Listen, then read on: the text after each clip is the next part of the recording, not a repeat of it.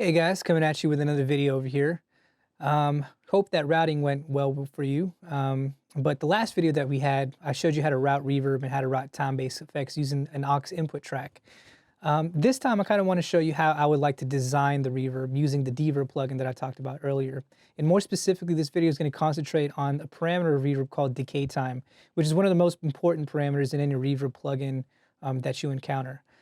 So as you can see here, I have my Deverb plugin over here, and this middle parameter is called your Decay Time.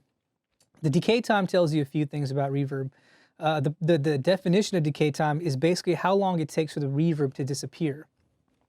More specifically and more technically is basically how long it takes for the reverb to drop by 60 decibels. So for example, this decay time is set to 4.5 seconds. That means once you hear the initial sound, it's going to take about 4.5 seconds for it to disappear. So if I set it to a longer setting, let's say 12 seconds, that means once you hear the initial sound, it's going to take 12 seconds for it to disappear. Let me show you an example. I'm going to solo this lead vocal here, and I'm also going to solo the reverb so we can hear it. And I'm just going to go ahead and play this and then stop it so you can hear the tail of the reverb. I'm ready.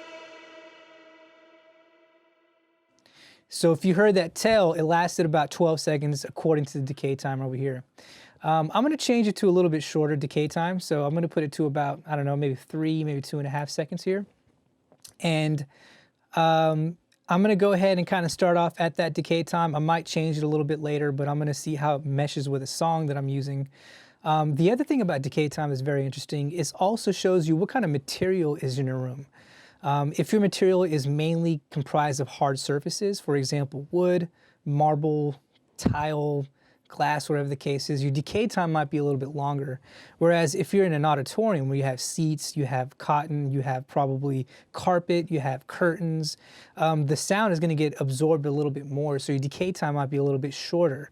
So you kind of want to think about your room and what kind of materials in your room when you adjust your decay settings, especially when you're doing a sound design project, because you'll have some kind of visual component. For music, it's mainly about feel. A lot of times when music has a lot of space, then you can go with a longer decay time. Usually music with not a lot of space and a lot of instrumentation, you want to kind of stick to maybe a shorter decay time. But let's just go ahead and play it, and I'm going to see kind of how it sounds, and I'm going to go ahead. Oh, I'm ready for another. I'm ready to just let it go.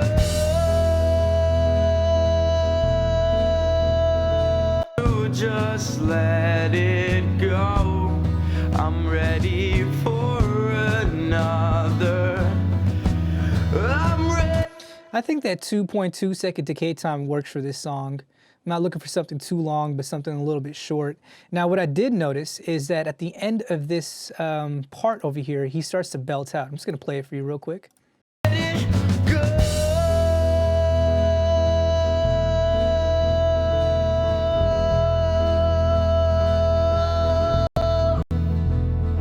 It's a pretty interesting part. I kind of feel like it stops a little bit too abruptly.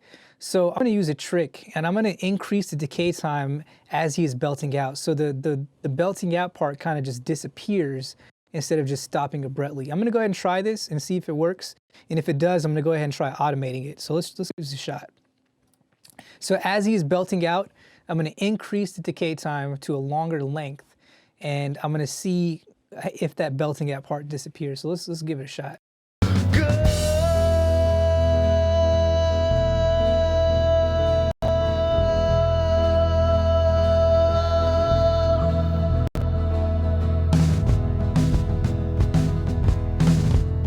Yeah, I think that sounded actually pretty cool. So I'm going to go ahead and put it back to my 2.2 second decay time that I liked. And the next thing that I'm going to do is actually going to turn on automation. So if you're using a Mac, it's the bottom left-hand 3 keyboard keys on your keyboard. So it's probably, on mine it's a PC, it's Control Windows Alt. For you, it might be Control Command Option or something like that. So I'm going to go ahead and press it. And I'm going to click this, and once that happens, you can enable automation for that decay time setting. So I'm going to go ahead and hit OK, and that turns green. The next thing that I want to do is I want to go ahead and put this to right, and I'm going to go ahead and go for it. So let's see how this sounds. As he is belting out, I'm gonna go ahead and increase my decay time. Ready to just let it go.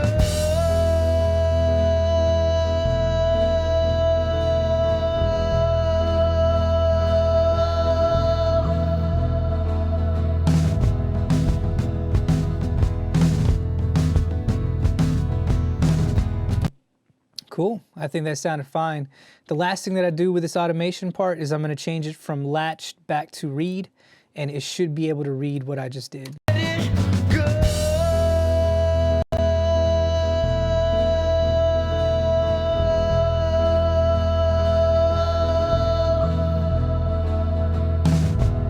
Very cool. So I'm gonna keep that setting. I like it. I like the automation. Now recall, if you want to go back and adjust your automation, you certainly can. And on your Reverb aux channel over here, you wanna go from volume and you wanna go to effects A, deverb, and then your decay. And then you can start to see it in align mode over here. And then you can make your individual adjustments over here if you like. Or you can just go ahead and redo the entire automation altogether. So that's always available to you. So hopefully that helps. You know, the other thing that I like to do with Reverb in designing the room is I actually like to EQ it as well.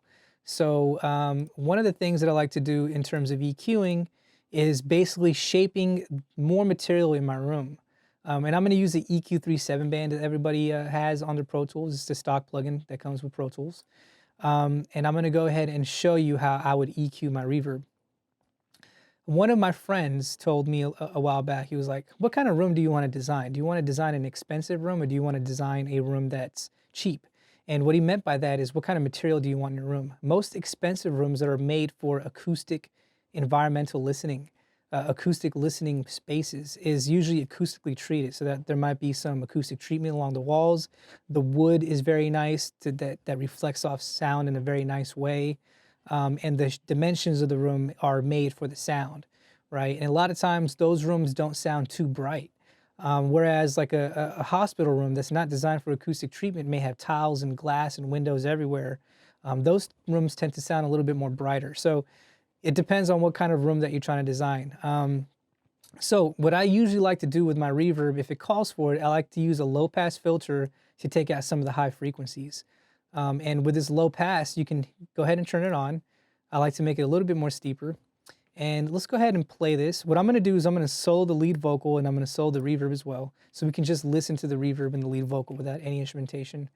And I'm gonna go ahead and start trimming off some of the high end frequencies. So let's see how this sounds. For another, I'm ready to just let it go.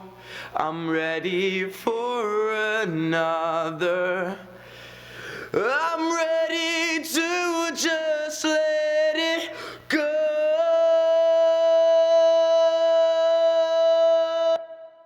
Cool. Let's A and B it to see what the difference is between this and the brighter reverb.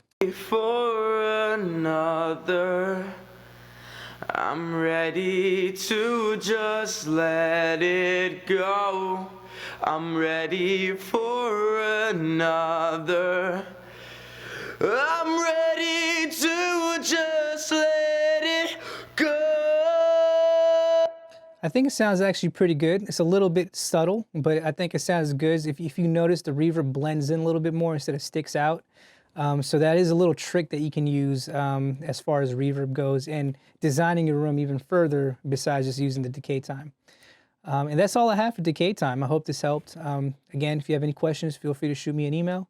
But I hope this helps you with your music production and sound design projects. Peace. I will see you in the next vid.